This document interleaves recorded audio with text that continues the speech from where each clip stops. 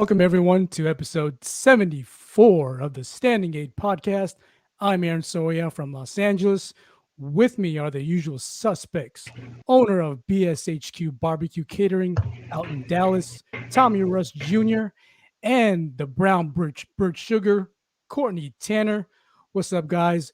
Also, it being Veterans Day weekend, a big personal thanks to both you, Tommy and Courtney, for your service to this country, as well as to all U.S. veterans out there. Big shout out to you all. Starting with you, Courtney, any words you like to share regarding your service and those of your comrades? Go ahead, Courtney. Hey, like I said, I appreciate the love. I appreciate the shout out. Been doing this for the past 18 years as my 9 to 5. It's always a little unsettling and disconcerting when people thank me for my service, as much as I appreciate that so much. Because quite honestly, it's been the highest honor of my life. And I wake up every day and I pinch myself. I can't believe I've gotten the opportunity to do something that is absolutely this important, considering the places my life could have gone, and considering the places my service has taken me, and the people that I've gotten to meet, you two included, and so many more of you in this boxing community. It wouldn't have been possible if without being on the trajectory that I've been on these past few years. So, hey, on this Veterans Day weekend, I just like to thank you all, and I appreciate the love. And as long as y'all keep showing it, I'm gonna keep showing it. Please believe. I truly feel that, Courtney, and I reciprocate the same energy back to you. Um, great words, man. And you, Tommy, any words you like to share regarding your service and those of your comrades? Go ahead, Tommy. Hey man, first and foremost, I already said it to him, but the Courtney, absolutely happy Veterans Day, and to all of my brothers and sisters in arms, shout out to all of you. We all appreciate what you're doing, and what we've done in the past, and what everybody is continuing to do that serves our great country. As Courtney said, it was an absolute honor and privilege to be able to do something like that. And most respect to Courtney's that's still doing it right now. There's a lot of sacrifice that goes into it, and we really truly respect and honor and appreciate anybody that signs up to that great task and does it to the best of their ability. So I appreciate everyone that's in any branch of the armed forces and their dedication, their sacrifice to this country. Except for the Space Force.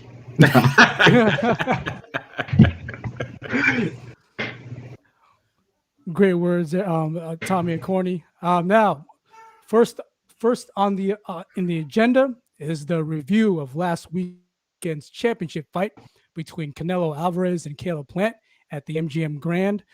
Plant was the remaining belt holder at 168. The final obstacle in Canelo's quest to become the first ever undisputed super middleweight champion. From the opening bell, Plant showcased his well-known attributes with the quick jabs and defensive movement. There were several times when Plant went off script, actually deciding to go toe-to-toe against Canelo. It's been well known for the slick boxer that the slick boxer archetype has been a pet peeve for Canelo, and that was the case again in this fight. Um, by around the fifth round, Canelo got fully situated with Plant's rhythm, allowing him to break Plant's defense further, especially against the ropes. As the rounds got deeper, Canelo piled on more power shots with heavy emphasis to the body. In the deciding 11th round, Canelo trapped Plant in the ropes to score 2 knockdowns, causing ref Russell Mora to stop the fight at 1 minute 5 seconds.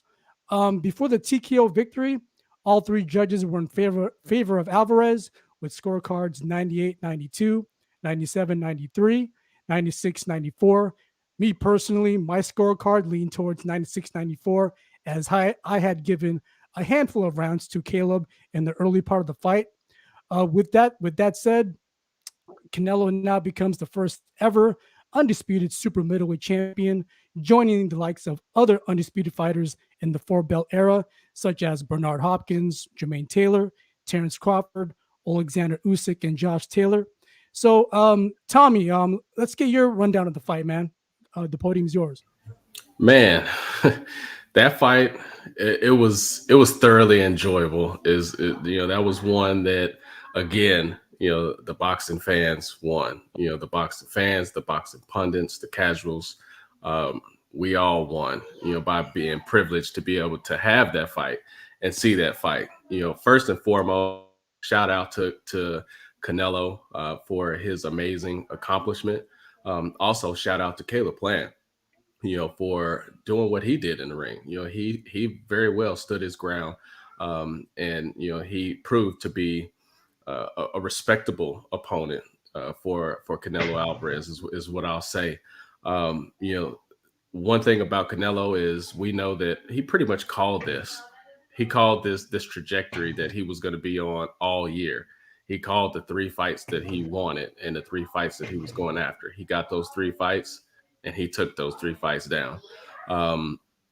I was very much so enjoying, the fight coming into those first few rounds. Obviously, just as, a lot of the great fighters that don't just come out of the opening bell, raining hell on people, they like to collect that data.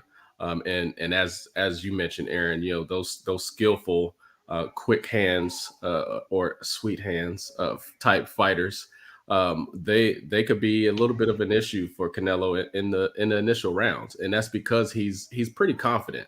One thing that I saw in those first few rounds, which yes, I also gave some of those rounds to Caleb Plant initially because of that activity and what he was doing in the ring with Canelo and being elusive and quick and really trying to fight his game plan off top.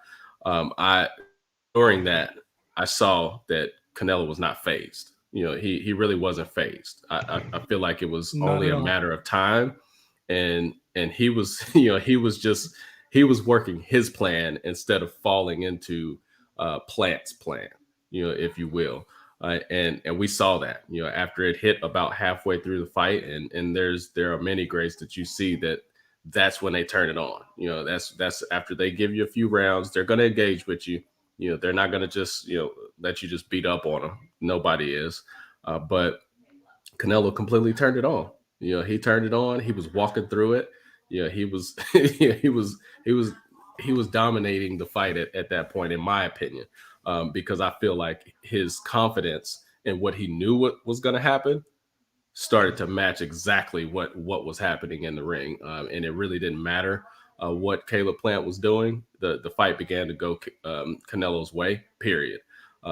It was a phenomenal fight to enjoy, to see, to watch. I was pretty hyped up for it. It was one of those where I just wanted to sit there and enjoy it because I knew that, I knew what was going to happen. Obviously, I didn't think that Caleb would last to the 11th. I did call for a 9th round TKO, but ended up being 11th round KO. So most definitely shout out to him for even lasting that long, in my opinion, because it could have gone a whole different direction. But Canelo did what he came to do. He was very, very confident. He knew what was going to happen.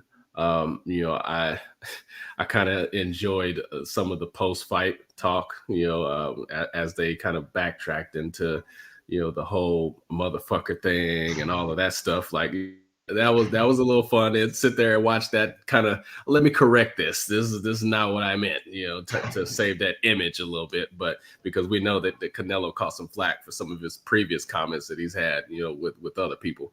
So I enjoyed it. In terms of the scorecards, I see we had a comment from Jaron Reeves. So in terms of the scorecards, I felt that the scorecards were a little bit heavy towards Canelo. I mean, obviously, we feel that is something that has, been a staple throughout Canelo's career, is he gets a lot of favoritism when it comes to the scorecards. I do feel that they were a little bit heavy, especially in the about the first 4 or 5 rounds. I think that there was one of those that gave almost every round to Canelo initially, and I believe 2 of them almost. But so I feel that that was a bit off. And essentially with that going that direction, and seeing the first half of the fight the way they did, that second half of the fight, it made me wonder, like, kind of what exactly were they watching in the ring? Were they just watching for Canelo to win, or were they actually going to even give Caleb Plant, the respect that he deserved in terms of his activity and what he was doing in those first few rounds? So, felt a little skeptical about some of the scorecards that I did see from the judges, but ultimately, it was really, Canelo's fight to lose, and he absolutely did not do that. He showed and proved, and put himself on a podium and amongst some extremely great fighters, all-time great fighters, and proved that he absolutely does belong in that all-time great discussion. Great rundown, Tommy. Corny, you want to speak on those scorecards and also your rundown the fight? Did you think the scorecards because some of those scorecards, I believe it was wide. They scored it wider than it actually was. Give us your thoughts, Corny. All right. First off, I'm gonna start this out by destroying any sponsorship opportunities we might have in the future with Cox Cable. I just want to say, fuck Cox Cable. This is the second fight in a row they've screwed me over when I ordered the pay-per-view, and they came at me with technical difficulties. I cussed out like 5 customer service representatives on the evening. It was a bad night, so I did not get to see the fight as it unfolded, as it went down live. I was pretty much reduced to following some of the chatter in various groups on Facebook, but I actually didn't see the fight in its entirety until last night when Showtime had their replay. So yeah, once again, fuck Cox Cable, and I'll probably be canceling my subscription after that, because fool me once, fool me twice, it's over. Also, I want to give a shout out to Canelo Alvarez on the flex. Had all of his kids, the wifey, and both baby mamas in the same section, sitting in the same area, all by each other, and it was cool. Like, hey, if this man is not following the same script that Floyd put down to the T, I don't know who else is, man. I'm thoroughly enjoying it. What we're witnessing is Canelo doing things the way he wants to do them in this era, and recognizing that it is his era, and I'm here for it, man. I'm thoroughly enjoying it. I'm thoroughly enjoying watching history unfold and this man make it and define it. It's truly greatness that I think we're witnessing within this era, man. In regard to those scorecards, I'm gonna go detractor. I think after a lot of Canelo fights, there is a lot of scrutiny that gets put on the scorecards, where people think the judges tend to favor Canelo from the jump, and then they're inherently wide when the fight and how his opponent has performed doesn't necessarily reflect in those scorecards.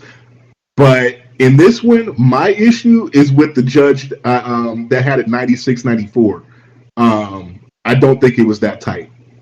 I don't know what fights he was watching. I think when somebody of Caleb Plant's ilk gets in there and they last longer than we all expected them to, or that maybe they were intended to, or they show some movement that Canelo can't initially catch up with or close the gap with, or it takes them a little time. I think a lot of people go overboard in awarding those rounds to the opponents, and I think that's the case what we saw last Saturday night with Caleb Plant. I mean, shout out to Caleb Plant, but we already know what it was, or what it was going to be with a fighter like Caleb Plant. He is what the old school cats call a cutie, which is guys that if they can't outbox you, they're going to resort to just making it interesting, using the footwork, getting on the bicycle, and trying to last 12 rounds for the sake of saying, I went 12 rounds or I didn't get knocked out. But with Caleb Plant, shout out to him. We already know the footwork was going to be immaculate and the jab was going to be edgy as hell. But the thing is, where I didn't see Caleb Plant's performance is very aesthetically satisfying is that he had no intention to throw anything of consequence at Canelo. Like the difference, if we contrast his performance last weekend with the one that Billy Joe Saunders turned in Dallas, at least Billy Joe Saunders at some point said, "You know what? I'm gonna fight for survival as opposed to bragging rights." At least Billy Joe Saunders was popping Canelo with shots on the back foot that were like, "Yo, get off me," or basically was just this, he was posing some questions that Canelo had to answer. I don't see where Caleb Plant was really doing anything like that. It was pretty much formulaic from the jump. We already saw how it was going to go down. I don't know how many times Amner Morez on the broadcast said he's downloading, and that's what unfolded. That's exactly what it was doing. And Caleb Plant, he was on the burner. He was hitting him with some edgy jabs. He was coming out. He was shoe shining him with some nice combos, but none of that was really affecting Canelo. And they were talking about how Canelo. They were talking about his inability to cut off the ring. I think Canelo just said, "Fuck it. I don't need to cut the ring off. I can walk these straight lines. I can walk these diagonals, and whatever he's hitting me with on the back foot, it's not going to sting enough for me to not keep this pressure on." And that's exactly what Canelo did. And it was just formulaic. You knew he was just going to walk straight at him. He was gonna invest in the body, hit that breadbasket, flood the basement, as Teddy Atlas would say, and it was gonna pay dividends later on. And pretty much there comes points in Canelo's fights where Eddie Reynoso is in the corner. He says, "Hey, this is where we get him." And say it happened against Kovalev, it happened against BJ Saunders, but it comes to a point where I think Eddie, it was his birthday that night too. I think he was just bored as fuck in there, and he was just like, "Yo, it's time to clock out of this job or clock him out of this job." Yep. And as soon as he was in the corner, hit him with the towel, hit him with that little smack on the side of the face, snapped his fingers, and Canelo came out home there, and it was dunzo. I mean, as far as with Caleb, and then there was a little quirk, I think we all saw it on the epilogue of the clip that's been circulating on social media of the conversation they had mid-fight. It was like Caleb Plant knew he was done at some point too, because he knew that those legs were not good, as good as this dude always comes in tip-top shape, and I believe he was in tip-top shape for that fight too. Probably the best shape we've ever seen him in. But at some point there was that acknowledgement, as Chris Ramos always says, that silent acknowledgement, to where, all right, this is a bridge too far in that conversation. And I think when Caleb Plant was he tried to channel that Caleb Smith, because if we remember the Caleb Smith fight, he motions to Canelo saying like, "Damn, you already banged my arm up. I can't even throw it. Come on now." And Canelo was kind of like, "You know what? You right. I'm gonna stop hitting you to the left. I'm gonna start hitting you on the other side. But what I'm not gonna do is let you hit me with that hammer upside the head." I think Caleb Plant tried to establish that same rapport, like, all right, like I'm gonna make this guy like me enough to where we can have a mutual agreement to like kind of finish the fight and let me finish on my feet. And Canelo's not having it. He was just like pretty much saying, all right, cool. This work is coming though, and you're gonna get it. And basically that's what happened, man. So, I mean, as far as I saw entertainment value in the fight, as in we saw, we got to see history with Canelo being, the first 168 pounder, first super middleweight to have the undisputed distinction, first Latino fighter to have that distinction, first Mexican fighter to do so. And that was great for the fans, and great for the fan base, and it just demonstrates again and again and again why I say Canelo Alvarez is good for boxing. And one thing I will say before I hand the mic back to is that, all right, now with this accomplishment and Canelo now having another tool to put in the box for the argument of all-time great, or at least one of the all-time greats, or the greatest of this era, of this current era, I'll say this. Two other names that get mentioned for that distinction a lot of the time are Floyd Mayweather and Manny Pacquiao. I'll say this. With last night, he's got one up on both of them because neither one of them held the undisputed distinction. As great as their resumes were, as illustrious as their careers were, Floyd never was undisputed. And Manny Pacquiao, I might be mistaken on this, but I don't even think Pacquiao ever unified a division. So I mean, that's that argument is going to be ongoing, especially because Canelo has still got a lengthy career to unfold.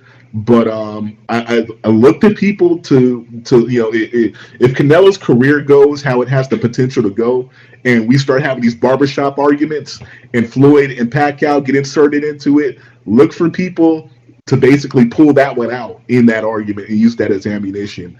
That Canelo has that undisputed distinction, whereas Floyd Mayweather and Manny Pacquiao, as great careers that they had, they never got to that pinnacle.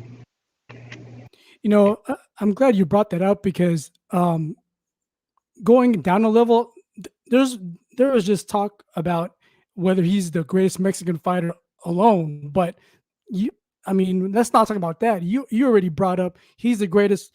He's the potential candidate to be number one in this era. So I think you answered that question right there. Hey, Tom, I see you're back. You want to add any comments to Canelo not only being possibly the greatest Mexican boxer of all time, but boxer period? Your thoughts on that, Tommy? Man, I think that Canelo is, at this point we're still going to see a number of years out of Canelo, and that's the thing that we got to remember is like, man, when this dude fought Floyd, he had 41, 42 fights already. He was like 23, somewhere around there. Yep, something like that. Like we still have a few more years of Canelo and of this type of Canelo where he's actually going after super dominant like trophies in the game, in the sport of boxing. And that is his staple. It's not like I'm just here trying to make the money. He's making the money all right. Like he's on his king shit right now, and he's getting that king's ransom for damn sure. But he's like strategically going after numerous things that add those feathers to his cap and in his resume as a world-class fighter. We at the end of the story and at the end of Canelo's career, we very well could be saying that he is, maybe now the one of the greatest ever to do it.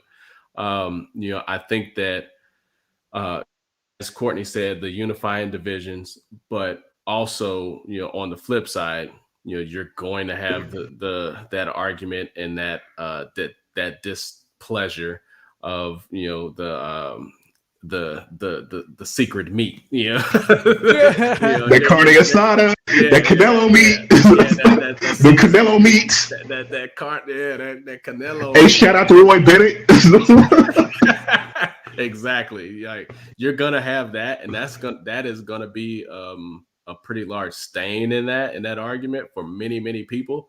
But at the end of the day, when you look at what's actually done, and until that is able to be proven throughout his career, because at this point, that's what everybody's hanging on to.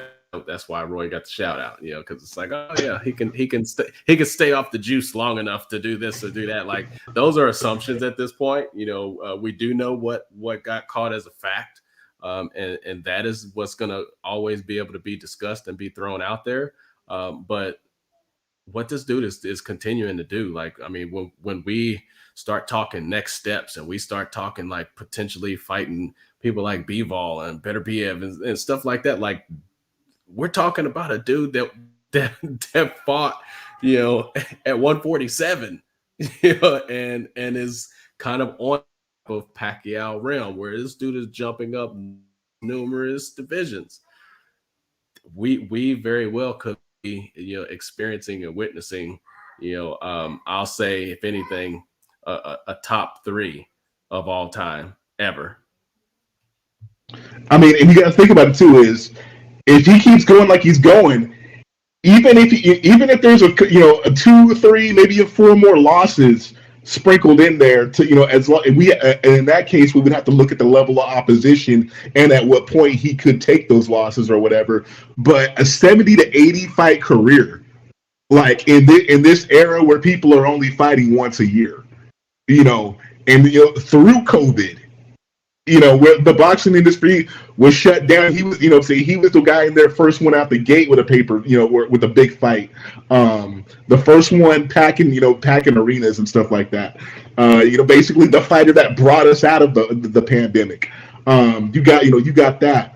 You got the fact that this dude walked away from the largest contract ever signed in the history of sports, not boxing, sports.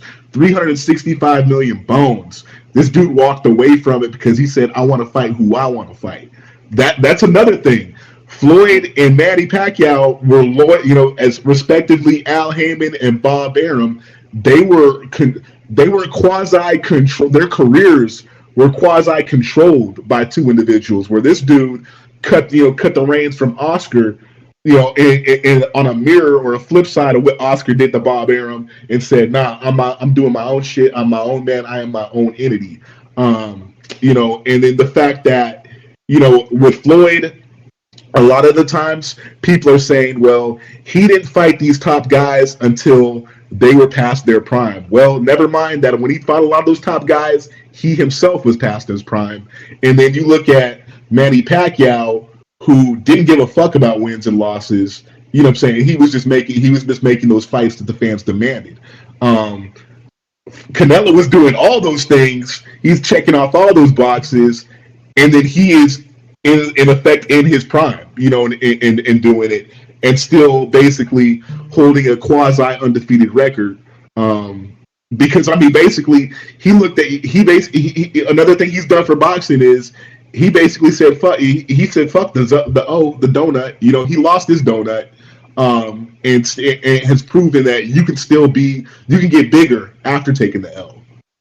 And because of that, people don't regard the L. People asterisk the L. It happened to Floyd. So, man, it's just there's so many questions that we got to look forward to being answered in terms of Canelo's career.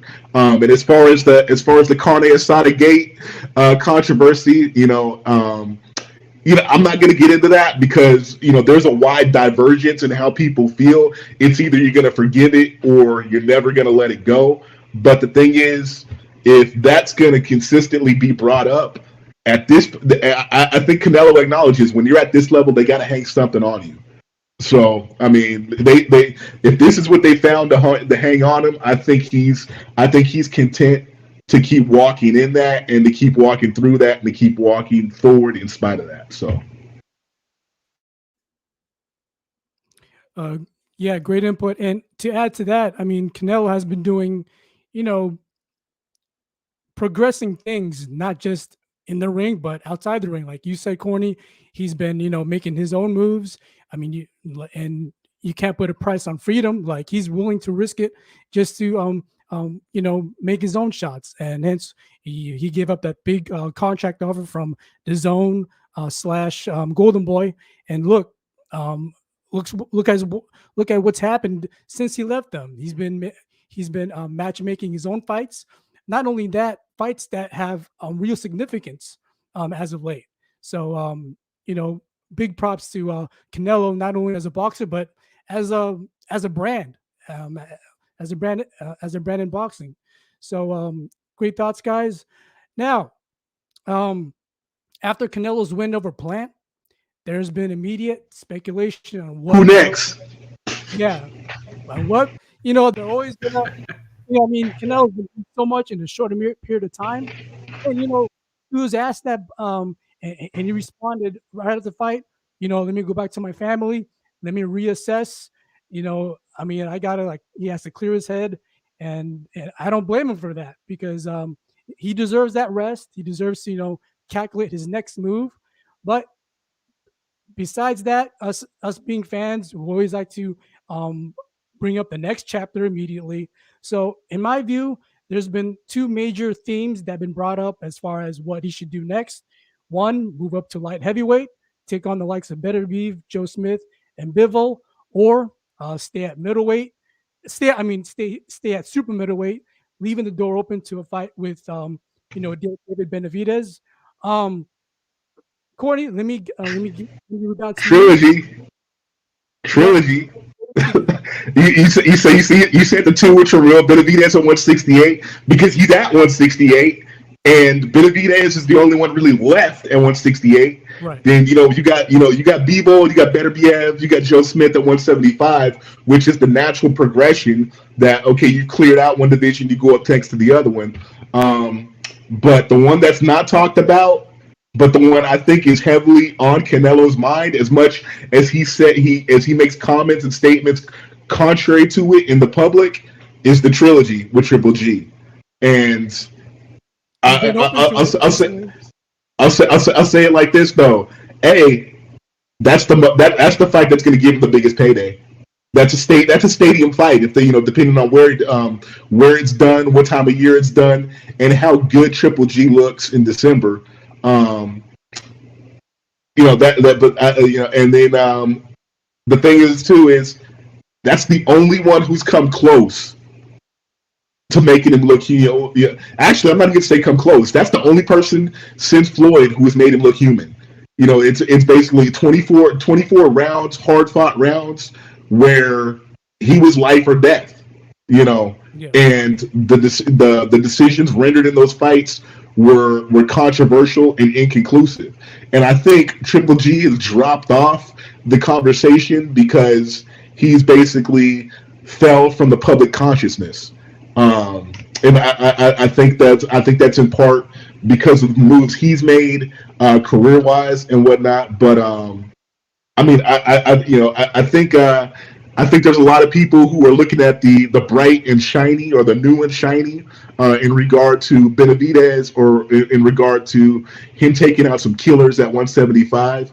But and then there's also like a lot of side speculation where you throw in guys like Andrade, you throw in guys like Munguia, who looked fucking fantastic in that fight against Rosado. And then you gotta look at guys like Charlo. But I think I'm kind of conflicted as far as making the statement of what makes the most sense. Because if you're on one end, if you're the mind state of hey, this guy is undisputed at 168, he's at 168. This is where he's at comfortably now. And Benavidez is at 168. Benavidez is young, hungry, undefeated, and coming off a win. Then that's the fight you want to see. If you're of the opinion that all right, he's cleared out, he's got all 4 belts. Hey, let's further the claim to greatness in this era in all time. And the natural progression of that is going up to 175 with an eye to maybe even going up to cruiserweight at some point. That's where you're at. But for me, the unfinished business is Triple G. Now, if I'm a betting man, who would I put my money on? Who's going to be next? I would say either Benavidez or Charlo.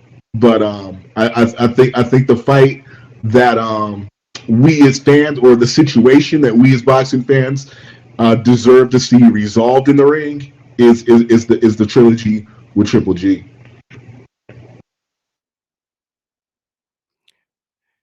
Good mention about the Triple G fight. I almost forgot about that. I almost forgot mentioning it, but that does make sense financially. Tommy, let's get your thoughts. What do you speculate on Canelo's next move? So, I am in agreement that the trilogy fight would be the biggest fight and very possibly the best fight that we would see.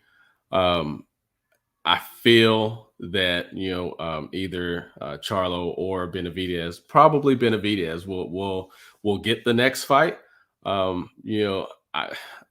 My personal opinion, looking at styles make fights, I'm not even interested in seeing Canelo fight Benavidez. I think that it's much more of a gap than it's being made out to be.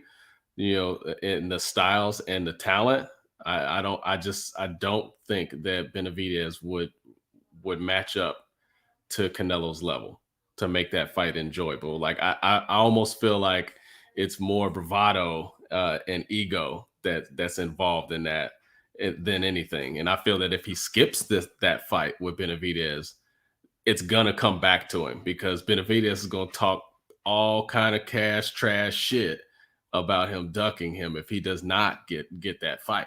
So I feel like that's gonna be something, that may get at Canelo's pride and his ego a bit, to have this dude talking shit, and he's gonna want to shut him up. He's gonna want to show the fans, like, I'm not going for that shit. So yeah, let's get in the ring and let's make this happen. He'll be on that same type of Caleb Plant. It's personal, it's gonna be personal again at that point. So he's gonna take that fight and hype it up and make it and sell it. I saw Jaron mention Ward. That almost gave me rock a little bit, man. Like, seeing Ward. I mean, which Ward is an outstanding fighter, and that's been thrown out there, but like I said, to be honest, it gives me a little bit of Rocky vibes going on, like I'm about to be involved in like one of those fairy tale movies or something. If he comes out of retirement to fight Canelo, like I'm really getting some. He better do that shit at 175. Yeah, you know what I'm saying? Like, it's gonna have to be next level, like, for real. He's gonna have to gain some advantage on that. But I mean, it could be interesting. Do I think that that one would really? Do I think that one would even sell, even close to the trilogy? No, I honestly don't. I would love to actually see Canelo go ahead and move up, and fight somebody like a Bivol or a Beterbiev or something, just to keep pushing him. He's already gone up, and fought Kovalev and things like that. But hey, let's see you keep going. Let's see let's see you actually get challenged. Do I feel like Charlo would challenge him? Not really. I feel like Canelo's way too smart. Do I feel like Benavidez will? I just do not. I think that he has he provides solid combinations. I don't feel that a lot of times his combinations and his speed, his hand speed, brings enough power that is going to be needed for somebody like Canelo to gain that respect with those punches. It's almost like he's got to be teeing off for me to think that that's going to be a fight worthwhile. So it's either Triple G or keep on moving up, man, because I don't really think that it's needed for him to fight Benavidez. But I think that that like I said, that bravado, that ego, that pride is going to pull that fight together for some reason. And like, other than like talking yourself into a fight or calling him a pussy or whatever on the in your post-fight interview or whatever, what has Benavidez really done to qualify as to being deserving for that fight? Exactly. I mean, he made mention he won a WBC title eliminator, which in this day and age doesn't mean shit, because especially with a guy like Canelo, go back to that Cotto quote, as far as like, what is the WBC? If I want a belt, I can buy my own belt. I got on a belt right now. It's like, you know what I'm saying? But I mean, I think that's the tack that he would he would take towards that initially. But in this day and age with social media and cameras being in front of public figures' faces 24/7, anything can happen, as far as Benavidez being able to goad him into that fight or being able to do something or make a statement where Canelo would he basically be like, yo, make the fight or whatnot. But the thing about Canelo, though, as far as the negotiations for the fight, Canelo is a guy who is super shrewd. And what he does is he takes away all your game, all your leverage, and all your credibility as far as going into negotiations for a fight or whatever. It's always going to be 100% on his terms. And basically the thing is, if your ticket cashes for the Canelo sweepstakes, it's in effect because you got chose, not because you really did anything. And we can look at Demetrius Andre, Big Boo Boo. Get the fuck out of here. Hey, you know what I'm saying? Bringing your dad to the presser didn't even help you out, bro. Like, so, I mean, but I'll say this too, though, before I give it back, is I envision Eddie Reynoso basically going from trainer to putting the managerial hat on. And when the question is posed about a possible fight at 175, he basically slides a paper over to Canelo and says, Joe Smith or Gilberto Zurdo Ramirez. As far as Beterbiev or Bivol, I can guarantee you, Eddie, in terms of that, is telling Canelo, you need to let those dudes get a little bit longer in the tooth before you do that.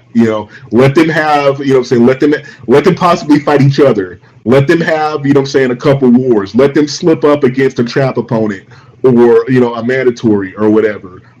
But as far as him just jumping into the conversation at 175 against a Beterbiev or a Bivol, I don't see it. Yeah, I mean, it makes sense. As far as that goes, seeing where those other fighters in 175 match up, possibly allow them to unify against each other, and then when the time is right, Canelo comes in like Thanos, snatch him up for himself. But again, Canelo, he's been very defensive about moving up to 175. He wants to think it over with his team, with his family, because 175, he's going to be really.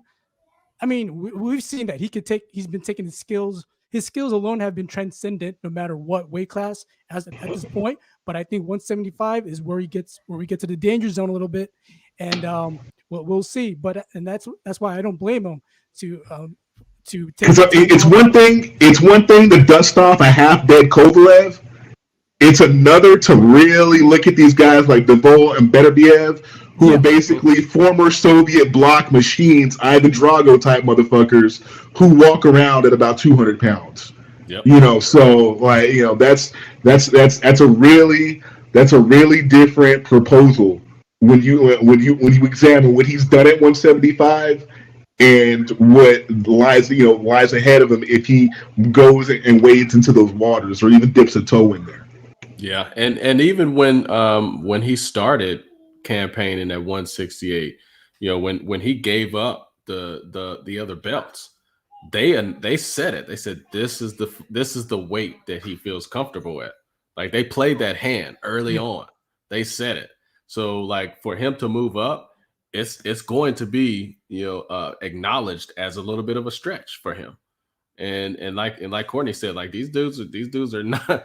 They're very young. They are very lean, fit, and like monsters. So like, that's going to be something that he's going to have to like literally just want to do. Like, it's gonna have to be one of those very things. Tall order. Yep. Yeah, where he's gonna be like, like Courtney said, Eddie may give him that advice, and he would have to be in his own mind and be like, I hear you, but fuck that.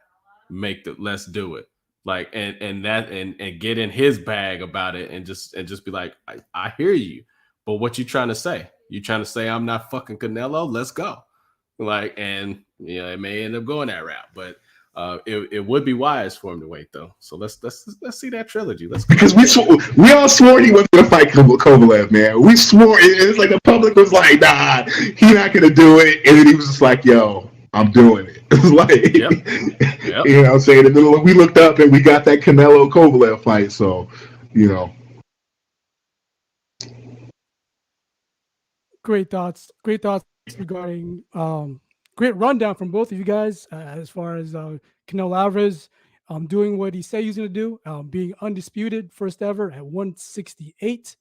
Now, last on the agenda is a last-minute preview of next Saturday's welterweight showdown between three-division champion Terence Bud Crawford and two-time welterweight champion Shawn Showtime Porter. Crawford will be defending his WBO title for the fifth time against the number 2 ranked WBO contender in Porter. This fight is significant in many aspects. A major one being that Crawford is finally facing um, what fans and pundits alike perceive to be a top tier name in the division, a fighter who's still at the top of his game, or as Mike Coppinger puts it in a July ESPN article, and I quote, a quantum leap in competition, unquote. Now, with 3 losses only coming by decision, never been put out, Porter has a reputation of subverting his opponents during the trenches of the fight, no matter the outcome. Keith Thurman, Errol Spence Jr., Kell Brook all had to dig deep into the toolbox to get past Shawn Porter. However, I think Crawford, given his wide range of abilities, won't allow Porter to put him in deep waters as he did with Spence Thurman. Specifically, I see Crawford being the first to stop Porter somewhere in the mid rounds.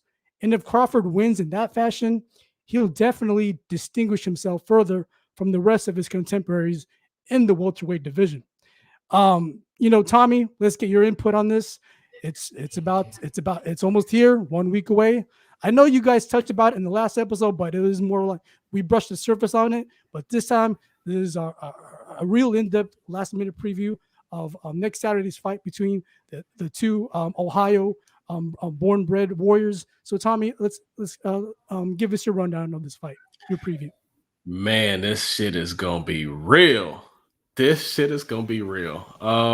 So I think that this fight is gonna be fucking interesting. I think that we're gonna see some classic Bud in this fight because with Porter style, as rough and rugged and unorthodox as Porter is, and as skillful, as quick-witted, as intelligent as Bud is in the ring, as calculated as he is in the ring, I think that this is going to be a fucking banger. Like, I do feel that we're going to see, in the first 5 rounds or so, I do feel that we're going to see Bud get tested by Porter, but I don't think that it's going to be pretty deep. I do think that that Bud possesses the abilities. I don't think that he's going to knock Porter out. We know, as you said, Porter's never been knocked out. He's never been stopped. I do feel that there will be a TKO and by Bud, and I'm saying 10th or 11th round. I do think that about round 6, 7, 8, those are going to be some very dangerous rounds for Porter. He's going to find himself in some deep waters. And his style, how rough he can be in the ring, I think that he's going to continue to slip. I think he's going to continue to show himself. He's going to continue to lose focus. And that's where Bud starts to shine. That's where he does turn on that dog. And after being roughed up for like the first 4 rounds of this fight, he's going to be looking to punish Shawn Porter in that point. I think that Shawn is still going to have the chin. He's still going to have the will and the abilities to stay in the fight. So I don't think that I feel that he's going to go out on his shield. Like it's going to be one of those things where somebody's going to have to stop him from continuing on in this fight. And I think it's going to be stoppage. The ref is going to stop it. I don't think his pops is going to stop it. Because he knows this son. He knows how he is. So I don't think that he's going to be one to stop it either. It's going to be the ref, and it's going to be some very, very calculated punches and some serious dog turned on by Crawford come round 10 and 11. So I think that that's what I'm going to be looking for. That's what I foresee happening. But I do see a very, very amazing fight that's going to tell a lot. It's going to tell a lot about both fighters, in this fight. But I do think that this is going to be one of those fights where we see that stoppage and we see, at the end of it, Bud exclaiming with excitement and just relief, from some of the things that have been weighing on him about his opponents, about, albeit he says and is kind of campaigning that he's past Spence. I think that right after this fight, that's going to be something that we're going to see in his face. We're going to see in his emotions. Like, look what the fuck I just did. Now let's go. And I think that that's going to be something that ends up coming back up on the table immediately after this fight, and especially post-fight interview. So, Bud by stoppage, 10 or 11th round. TKO. Great thoughts, Tommy. I agree with the most part. I just think the light switch for Crawford will come into fruition way earlier. But great rundown, Tommy. Corny, let's get your thoughts on this. Podium is yours, man. Hey, shout out to the big homie, Real Talk Reeves, Mr. Real Talk Reeves out there, who's been acting a fool on the Facebook boards with us this whole broadcast. And we love you. We appreciate you, man. And I say this, man. I usually don't disagree with my man Jermain Reeves, except for maybe Roy Jones's meaning and legacy and impact on the game, but that's another conversation. But I'm gonna go ahead and detract, and I'm gonna go ahead and pull back from my prediction when this first got brought up on a previous episode. When I first saw that this fight had gotten signed and it was gonna go down, it was gonna happen, I thought Brooks Brothers and Shawn Porter, tailor made. Just because he comes with a style that Terence Crawford to engage with, man. He loves to get in that frying pan. I think Terence Crawford loves to get hit just so he can feel alive in that motherfucking ring, man. I don't doubt that, and I don't think that's not true. But I'm gonna say it like this, man. I've been doing a lot of thinking on it, and a lot of fighters say they don't watch tape. Terence Crawford, that's a motherfucker who watches that tape, man. You know what I'm saying? Him and Bomac be up in camp in Colorado eating popcorn, watching these tapes. And I think Terence Crawford is a guy. He likes to not only get in your head. He likes to go into the gym. He likes to stimulate your style. He likes to come to know you better than you know yourself when he's getting in there in that ring with you. And I think one of the oldies but goodies that's going to be in the VHS in this camp for Terence Crawford, if it hasn't been already, is Shawn Porter's fight with Kell Brook. And the thing is, what a lot of people miss about Terence Crawford is he can get like that too. He's not, he's not just the sneak and destroyer. He's a guy. He's highly versatile, and he can box way better than your average, and he has put those skills on display, and he has utilized that against dudes who were dangerous and who were heavy-handed. I can point to the Victor Postol fight back when he was at 140, and that was a fight where a lot of people were looking. It was like, he could finish this dude, but Victor Postol at that time was just dangerous enough to where he was like, you know what, I'm gonna be calculated. I'm gonna go ahead and just win this run away. And I think I think that's the kind of performance that Terence Crawford is going to ultimately put on against Shawn Porter. Is it going to get cagey? Is it going to get hairy in there at times? Yeah, because it's Shawn Porter. When you get in the ring with him, it has no choice but to be that way. But I think I'm looking at Terence Crawford to think his way through this one, and to look, very cash money in doing it. Also, I think he's going to tone down the aggression on Shawn Porter, because I think if he goes in there and he devastates Shawn Porter, or he drills him and highlight reels the dude, I think ultimately in his mind's eye, he's thinking that might scare away Errol Spence, And I think ultimately that's why he's been as vocal as he's been about getting in with better welterweights, or particularly having access to that other side of the fence, is because he's always had his mind's eye. He's always had his mouth set on some Errol Spence, and I think now that he's at the end of this contract with Top Rank, I think now that he has in effect crossed the street, I think his trajectory is on some Terminator Arnold Schwarzenegger shit. He's seeking destroying all paths lead to Errol Spence. And I think you know, as opposed to hitting the lightning beams on Shawn Porter and getting him out of there and just smoking him.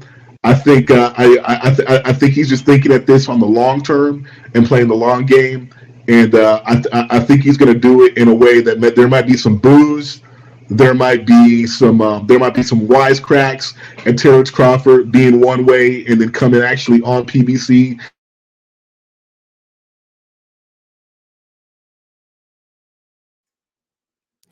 Corny, I think you cut off.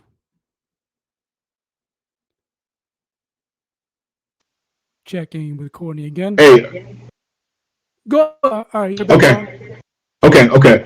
As I was saying, I think Terence Crawford is willing to risk some boos from the crowd. I think he's willing to risk some criticism for pundits and casuals alike for him not delivering a knockout or delivering a devastating performance that's expected or that some might think is promised or whatnot. But I think he's going to handle Shawn Porter in a way that doesn't make the goal of getting the arrow spins any harder or any of a tougher climb that he's already had to go through.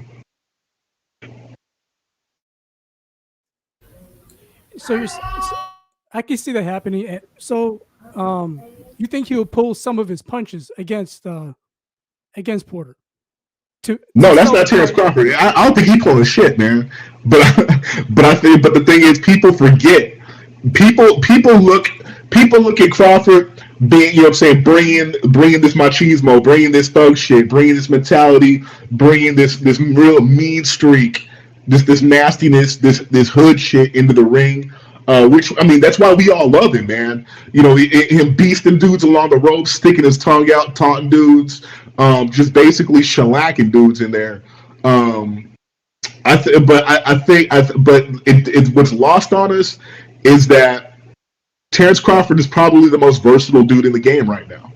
And he's got layers. He's got different speeds he can operate at. He's a guy who comes in with having Bomac in his ear in the corner. He's a dude who's gonna come with multiple tools in the bag to get the job done. And I think I think rather than hit him with a paintbrush, he's gonna he's gonna bring out a roller. You know what I'm saying, in the conventional wrestling and do some edge work. You know what I'm saying? I think he's gonna pay. I think he's gonna rather than bust a roll down. I think he's gonna paint a pretty mural in there against Shawn Porter. That's honestly that's what I see is in store for us. great stuff, Corny. But yeah, it's going to be very, very exciting to see this next Saturday. That's going to end it for episode 74 of the Standing 8 podcast. We'd like to thank everyone who joined in. Big shout out, Corny alluded to this, big shout out to Jaron Duke Reeves, who's been on with us from the jump of this episode. Yes, sir. Contributing with some great comments throughout the live stream. Big shout out to you, Mr. Jaron Duke Reeves. But yeah, thank you, Corny. Thank you, Tommy, for joining me in episode 74. Shout out to Michael Gomes, who couldn't be on with us. But I'm not good at these closing outs, so let me start with you, Tommy Rush Jr. Any shout outs you want to give out before we end it tonight?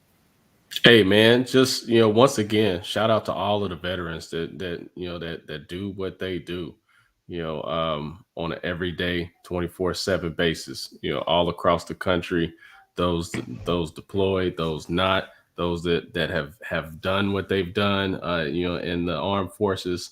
Shout out to all of you. Shout out to every single person that is continuing to support this movement, which I know our man Courtney's gonna get to. He's gonna get on that Oscar nominee, that Oscar winning speech. But shout out to y'all. We appreciate everybody that is supporting us. Shout out to my man Duke Reeves. Shout out, bro. That most definitely appreciate you always. Any and every single person that interacts with us, that's kicking it with us, that's talking this boxing shit. That's just enjoying, this thing that we do, and the thing that we all do, which is, show love to the sport of the sweet science, and that's boxing. So, most definitely shout out to everybody, and absolutely miss Mike Gomes, MG the Great. we're gonna get you back on, homie. So yeah, hey, I'm ready, willing, and excited for the next episode because it's gonna be another banger. So appreciate everybody. Great words, Tommy. Great words. Corny, lace us with the Oscar speech to exit us out. Hey, you already know you already know what I'm gonna hit you with. Yeah, you already know what it is. You already know who I am. For those of you who don't know, it's AKA Burt Brown Sugar, the one you love to hate, the one you hate to love.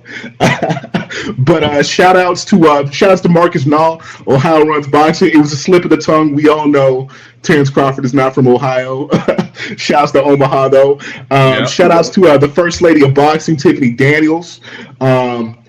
Shout out to Daniel Pena, our esteemed, Standing 8 Count alumnus and one of the people who started with us the day one. What up? Shout out to Chris Ramos. Shout out to Roy Bennett, your hating ass. We still love you though. Shout out to John Reeves, who basically blessed us and held it down for us on the threads on Facebook. We love you for that, man. Shout out to my arch nemesis Antoine Wilkes. Shout out to Nick Angarame. Shout out to In Vivo Boxing. Shout out to Sean Hicks. Shout out to Anthony Saldana. Shout out to Eddie Sanchez. Shout out to Coach Jason Gillespie. Everybody holding us down out there in California's beautiful Central Valley. And we are also internationally known. Want to give a big shout out to everybody who's rocking with us in the UK, in Europe, everybody out in West Africa, Nigeria, Ghana, Senegal, Liberia. And big shout outs to Australia, New Zealand, and the whole Oceania region, Samoa, Tonga. We love y'all. Hey, please, from the far reaches, keep rocking with this movement. We love y'all. And as always, hey, tune in next time. Invite a friend, invite a loved one, invite your cousin, your auntie, your uncle, your baby mama, your significant other, your next door neighbor. Hey, bring them all, and we will continue to bring you this movement. And it's not about us. It's about boxing. Big things. God bless. Y'all stay safe. Great stuff, Corny. Great stuff, Tommy. That's going to be it for episode 74 of the Standing 8 podcast. I'm Aaron Sorial from Los Angeles. Also, one quick note. Me and Corny will be at the Gervonta Tank Davis fight December 5th. It's my birthday. Yep. Big birthday shout out in anticipation of it.